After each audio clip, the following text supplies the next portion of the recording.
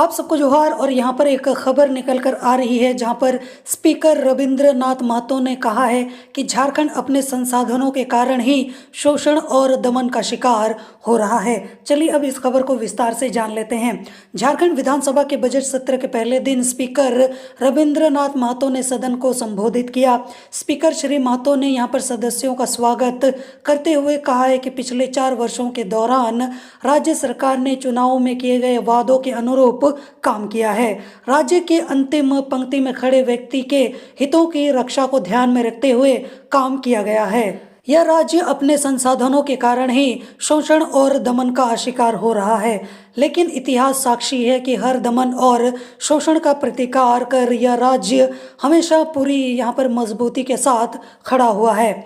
उन्होंने कहा है कि 2019 में राज्य की जनता का जनमत स्पष्ट था, लेकिन विभिन्न परिस्थितियों के कारण जो अस्थिरता उत्पन्न हुई है, इसी कारण आज उसी जनमत पर आधारित एक नई सरकार बनी है।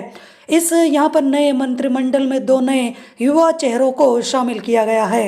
इसके अलावा आगे उन्होंने ये भी बोला है कि मुझे विश्वास है कि आप दोनों मंत्रीगण दिसोमगुरु शिबू सोरेन द्वारा क्रांति की जो अलग जगाई गई है और जलाई भी गई है, उसे बुझने नहीं देंगे। स्पीकर श्री महतो ने कहा है कि बजट राज्य के आय व्यय का दर्पण होता है, जिसके माध्यम से आप सभी को अवसर मिलेंगे कि राज्य के वित्तीय प्रबंधन की समीक्षा करें तथा जिन क्षेत्रों में विकास की ज़्यादा ज़रूरत है, उन क्षेत्रों में सरकार को ज़्यादा राशि के निवेश के लिए परामर्श दें। बजट प्रस्ताव और अनुदान की मांगों और कटौती प्रस्ताव पर चर्चा के दौरान सदस्य सार्थक सुझाव दें। उन्होंने कहा है कि हर बार हम सब चुनावों में जाते हैं और जनता के सामने यहाँ पर हम लोग काफ़ी सारे वादे भी करते हैं। जनता उन वादों का और उन वादों को निभाने की दिशा में किए गए ईमानदार प्रयासों का मूल्यांकन भी करती है। कई बार हमें यह भ्रांति हो जाती है कि लोकमत की याददाश्त बहुत छोटी है, यानी कि उनको कुछ याद नहीं रहता। हर 5 साल के बाद तो वो भूल ही जाते हैं कि सरकार ने उनके लिए कुछ किया भी है या फिर नहीं।